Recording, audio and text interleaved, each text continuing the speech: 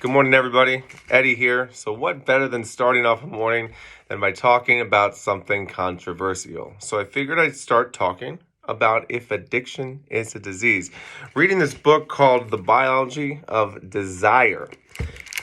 And he defines addiction as the results of motivated repetition of the same thoughts and behaviors until they become habitual.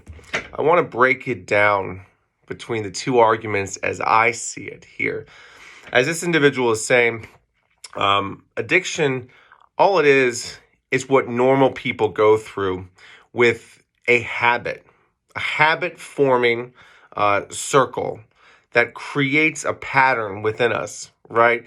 That we, because of our motivations to seek reward, we do the same things over and over again. It becomes heightened because of many of the chemicals that we're using in our brain, and we develop a one-track mind.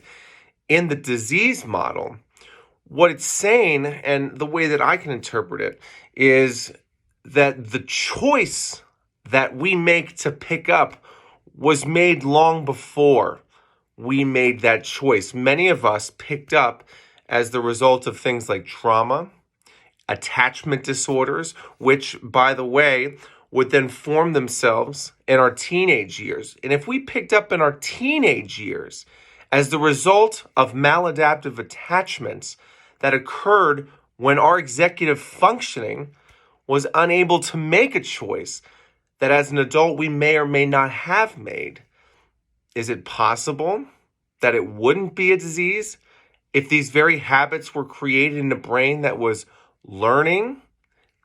This guy talks about learning too. It's a really interesting argument because when we find recovery, we have a responsibility to make the right choices for us each and every day. The brain has the capacity to make the right choices. So is the brain really diseased? If it has that capacity to make that choice. The pancreas many times, or the large intestine, or our bones, don't have the capacity to make the, quote, right choices. So can we say they're diseased or not? I'm up in the air. I'm open to interpretation. I lean towards the disease model. I don't believe that it was my choice when I was a child to pick up a drug that would inevitably ruin my life. I do believe that attachments and trauma created a pathway that eventually had a tipping point in my life. And in that neuroplasticity, I was unable to go back to a place where that choice was not a need. The disease of addiction for me, I believe, is that replacement of need. And when we create that need within us, we unfortunately have created a brain that is now diseased. I would love to hear where each of you lie on this.